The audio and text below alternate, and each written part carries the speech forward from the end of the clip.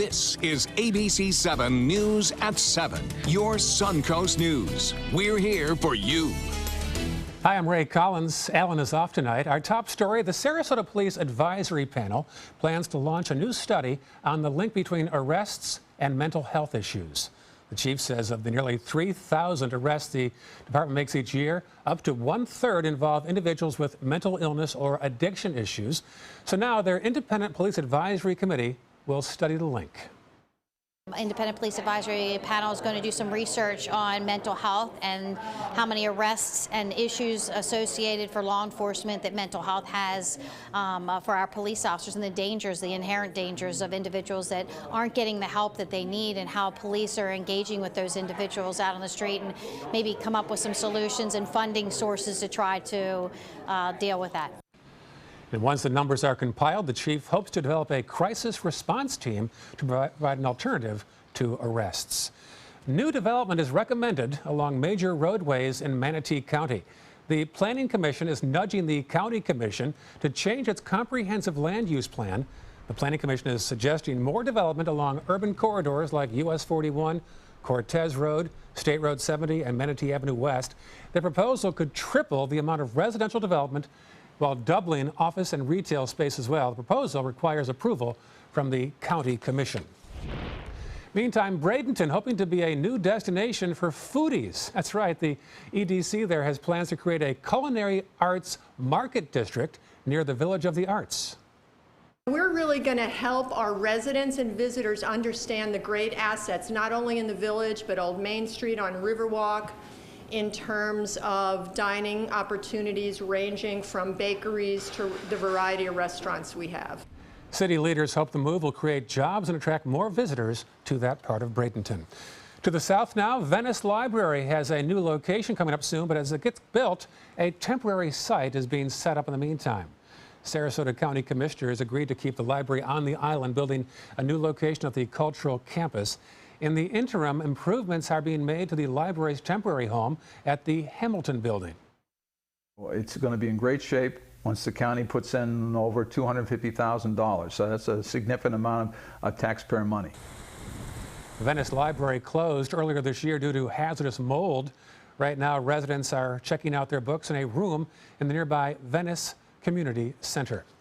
Northport could be the Atlanta Braves' new spring training home. Could be. In a recent letter, the Braves confirmed its intent to continue discussions with the county. Sarasota County would build training facilities, practice fields, and a stadium as well. West Villages is offering to donate land and up to $12 million in infrastructure costs. If the deal goes through, the opening pitch wouldn't be until 2019. Stay tuned. More on that tonight at 11 o'clock. Weekend's in front of us now. We're looking toward a humid and sultry start. You need a machete to cut through this air right now. It is very thick. You go out first thing in the morning to get the paper, to try to go jogging, and it's like, whoa, it is very humid. No relief in store for the next 7 days for that particular condition, but less showers. It's going to be a little drier with stuff falling from the sky. Take a look at our almanac for today. Our high 89, 1 degree warmer than normal, but there's the key to how humid it is. Look at the low 77, considerably warmer than normal for this time of year. Looking at radar, we had widespread thunderstorm activity all over Florida earlier today, beginning to thin out as we move into the evening hours. Taking a look at the latest image, there's some still scattered showers out Myakka State Park southward to about Venice, and a review of the last several hours show the big storms that came over Lakewood Ranch and matured. They're pretty much gone too. As we move south, Port Charlotte also got a fairly good amount of rain earlier today. Well, how much rain fell? Well, here's a radar estimate for the last 24 hours showing that parts of Bradenton got about a ½ inch, Lakewood Ranch over 3 inches, Myakka City a little over 2. Some areas didn't get any rain at all, like downtown Sarasota, Siesta Key. But look at this, parts of Charlotte County got over 5 to 6 inches of rain. It really came down, and I think that kind of rainfall is going to be tapering off as we move through the weekend. Don't be concerned with that little swirl down the Caribbean. It does not pose any threat of tropical storm development. In fact, the tropics are fairly quiet for this time of year, so we'll keep you posted on anything that might pop up over the weekend. Here's your 7-day outlook showing we got a 30% chance of showers for the next couple of days. Then the sea breeze fronts become more active on Monday and Tuesday, upping our chances. But don't look for any relief from the humidity for the next several days. Sorry about that. Thank you for the news, Steve. Very nice. Still to come, from Naples to Sarasota, more on the Southwest Florida facility caught dropping off a patient on the streets of Sarasota. That story when we come back.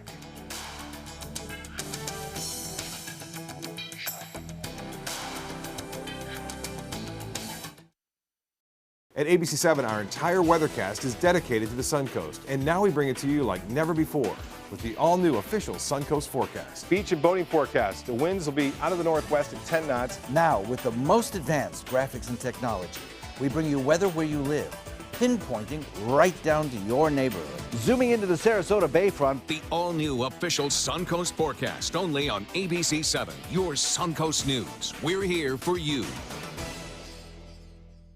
Hurricane season is here, and Suncoast weather can go from this to this in seconds. So when severe weather threatens, count on the official Suncoast Storm Team at ABC7. we're armed with the most advanced weather technology so that we can bring you storm warnings faster and with more detail than ever before. Plus, we focus on the Suncoast and track storms right down to your neighborhood. On air, online, and on your mobile device. Turn to the official Suncoast Storm Team at ABC7.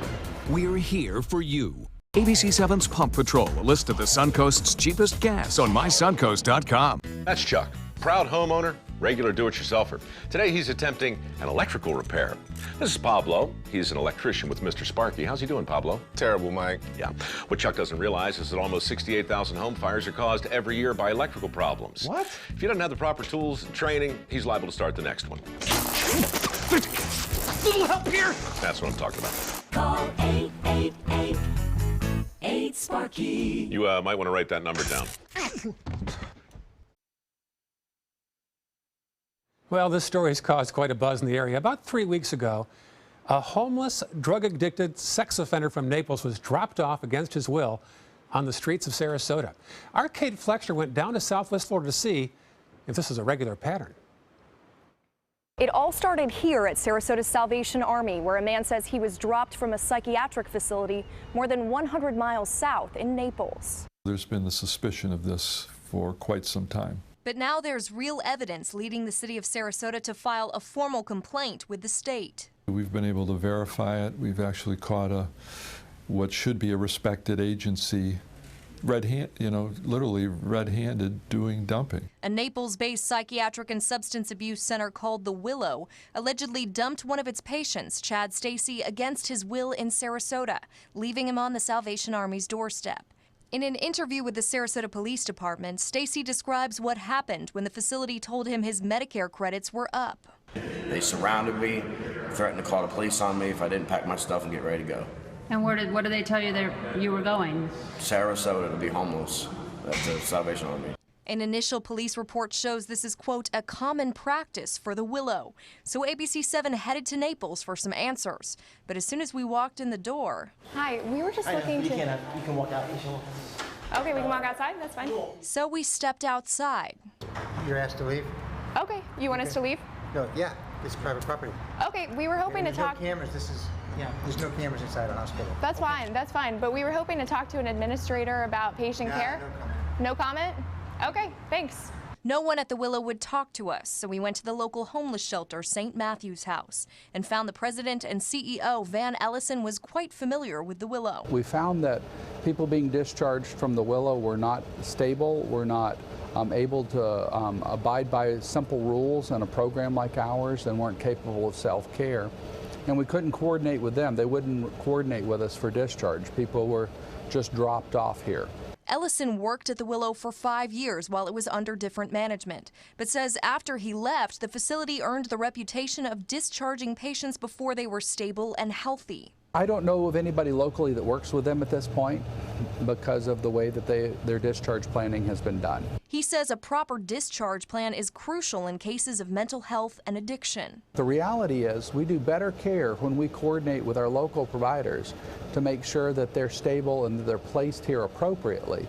And if they're not stable, then it doesn't do that patient any service. Barwin says that proved true in the case of Chad Stacy, who was turned away from the Salvation Army because he's a registered sex offender, and in a matter of days spiraled into a state of instability. The individual was in the emergency room 3 times over 3 or 4 days, including an overnight stay, occupied a considerable amount of police officers' time, all to deal with a situation that should have never happened. Major Ethan Frizzell of the Salvation Army says cases of people dumping the homeless in Sarasota have the potential to overwhelm the system and decrease the capacity for individualized care. If you were to move people here that are not the people that the community is currently working on, again, I think that taxes the system, being police department, health and mental health, and services, and so it's being noticed. That's why the Salvation Army recently started asking homeless individuals where they came from and how they got there. And Barwin says the answer is crucial to stopping it from happening in the future. I think that needs to be a standard question, and we really need not to accept superficial answers. We have to get specific. And if necessary, if hospitals are dumping like this in an unethical way, and if it's criminal, I think the authorities have to prosecute. Stacy wasn't in Sarasota for very long. The Salvation Army bought him a bus ticket home to Ohio. In Sarasota, Kate Flexter, ABC 7, your Suncoast News. Now we're told by a former Willow employee that the facility often evicts patients when Medicare runs out. And the Willow's parent company's president has faced questions in the past for Medicare fraud as well. When we come back, our roundtable discussion. Monday on ABC 7 News at 7. These donors own Hillary Clinton. They own her. And Bernie Sanders was right about that, I have to tell you. Donald Trump focusing now on the general election and trying to win over Bernie Sanders supporters. But can he win the Sunshine State in November? Hi, I'm Ray Collins. That story plus our roundtable discussion. Monday on ABC 7 News at 7. Your Suncoast News. We're here for you. On the next Black Almanac. The preservation and publication of Black history need only be trusted to those of whom the history represents. This way, we can be sure these great contributions will never again be destroyed, ignored, or marginalized, or diminished in any way from recognition and appreciation, looking at Sarasota and Newtown through the eyes of its Black citizens. Sunday morning at 7:30 on ABC 7. Monday at 5 on ABC 7's Good Morning Suncoast. Hello, I'm Rebecca Vargas. Exercise can boost your energy, improve your mood, and make you feel better. And now there's another reason to start thinking about hitting the gym. Monday on Good Morning Suncoast, we'll show you what impact it could have on your risk of stroke. John? We'll watch for a reduced rain chance as we head into the beginning of the work week. We'll talk about that bright and early. Monday at 5 on ABC 7's Good Morning Suncoast. We're here for you. On your TV. On your computer. On your camera. On your smartphone. On your Apple Watch. And now you can get ABC 7, your Suncoast News on Roku. Just go to mysuncoast.com and click on the mobile tab for a list of fast and free downloads that deliver ABC 7, your Suncoast News on the go. Joining us now for more on tonight's topic is the Sarasota City Manager, Tom Barwin, and the Salvation Army's Amy Jones. Thank you both for being here.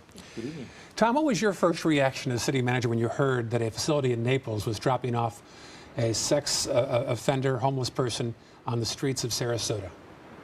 Well, not totally surprised, because I've had citizens tell me with some regularity that they have suspected this kind of thing has been happening for some time.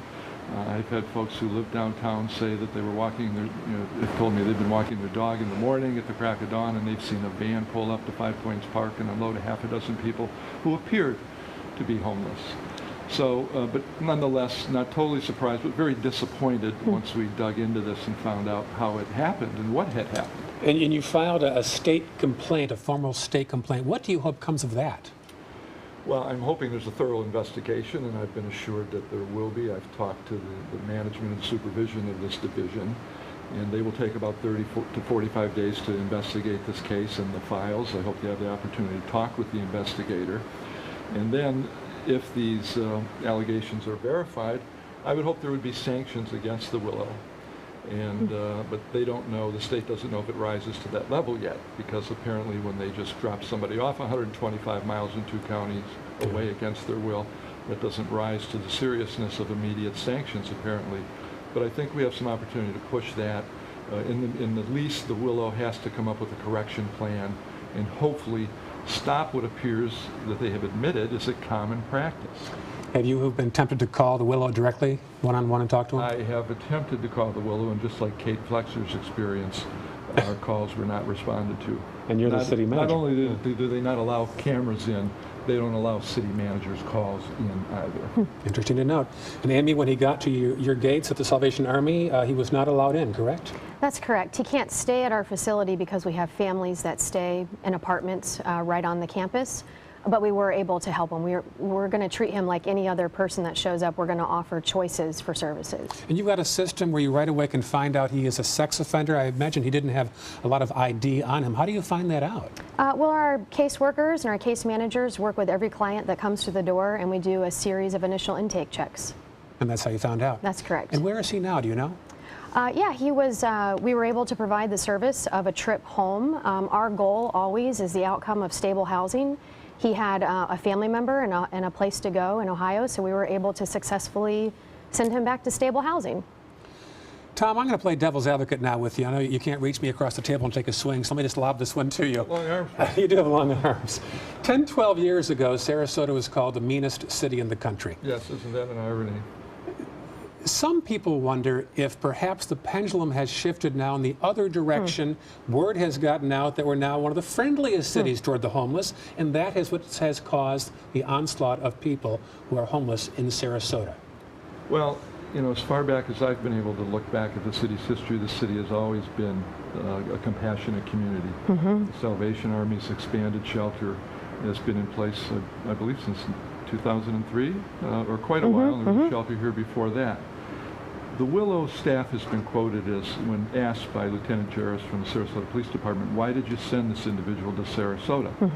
And the individual was quoted as saying, because that's where the services are.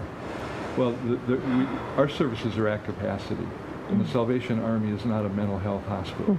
Some critics say that's where the softest policies are, the most willing to take on the homeless. It's really a double-edged sword. You want to help, but you primarily want to help those who are Sarasota residents. Well, absolutely, and I think that's a point, and I'm hoping this case will, again, bring more light to the situation. The state's mental health system is, in my view, dysfunctional. It is creating enormous problems for our police officers, our community, our residents. There are huge costs associated with it, and we need some kind of a protocol or ethic. Every community needs to handle their challenge within their community and not shift it around. And it's a problem throughout Florida and in big parts of the United States, many, many cities across the United States. But go up and down the coast, Tampa, St. Pete, Clearwater, Sarasota, to some degree Bradenton, Orlando, Daytona Beach, Miami. I mean, this is a huge problem, and we need somebody in a leadership position to get a hold of it and do what's necessary, and that is bring the adequate treatment and resources to the challenge. And Amy, at the Salvation Army, how many of your, you call them residents or clients? Clients, neighbors.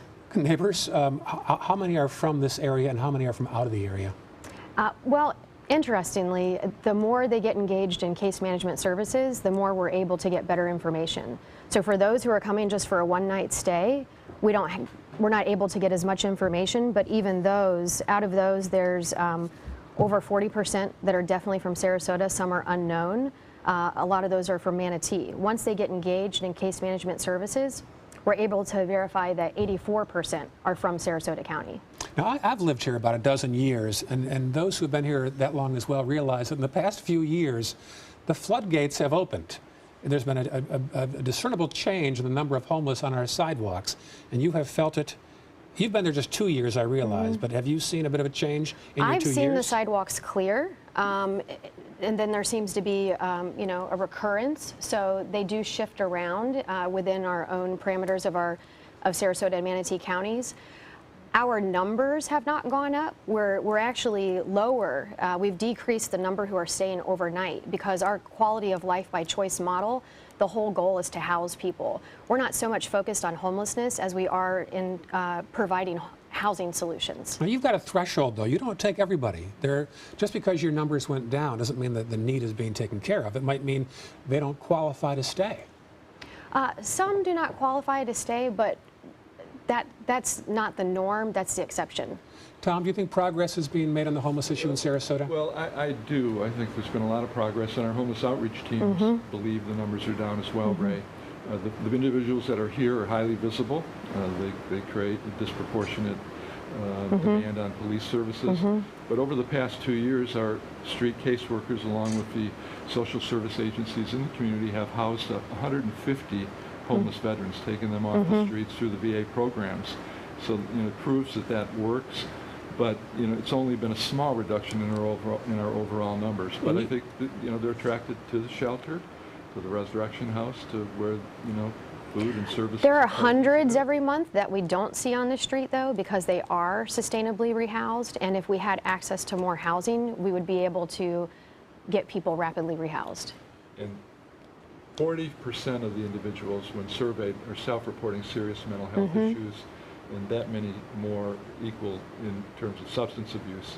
So our homeless outreach team believes that 75% of the folks on the street, conservatively, are really experiencing some serious mental health and substance abuse challenges. And you know, we've got to figure out a system to treat it. And you know, the last 3 decades have been littered with broken promises from the state and federal government in terms of funding community mental health programs, after virtually almost all of this country's 500,000 mental health beds have been closed and shuttered and shut down, as the population has grown by 100 million That's people. True. Ray. Yeah. In our final 15 seconds here, tell us the dollar figure the taxpayers are going to wince about. How much is spent per homeless person, perhaps? Conservatively, $10 million a year between EMS runs, jail stays, hospital stays, and this revolving door that is lacking in mental health services, substance abuse, and a shortage of affordable housing. I wish we'd talk longer about this. We're out of time. But Amy and Tom, thank you both for your time on this Friday evening. Thank you so much. Great to have you here. Up next, we'll have our viewer mail from last night's program. Stay with us. Hurricane season is here, and so is the official Suncoast Hurricane Guide from ABC7. This essential resource arms you with vital information you need to protect your family and property when severe weather threatens the Suncoast, including how to create your readiness plan and survival kit, shelter locations, what to do with pets, and important phone numbers. Visit mysuncoast.com and download the official Suncoast Hurricane Guide from ABC7. Brought to you by the Florida Lottery. Monday at 4 on Suncoast View.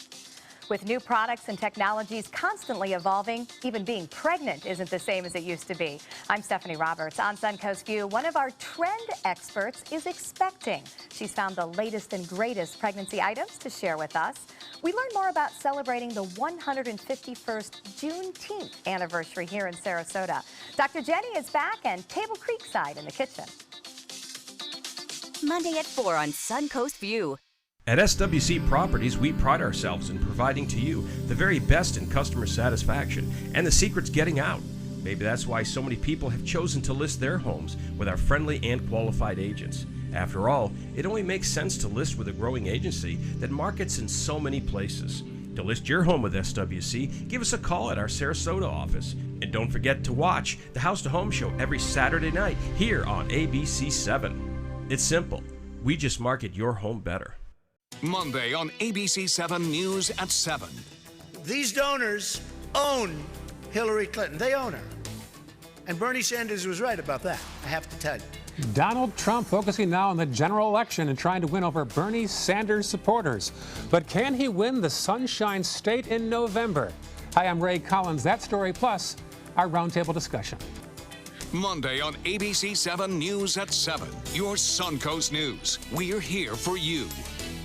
On your TV, on your computer, on your camera, on your smartphone, on your Apple Watch.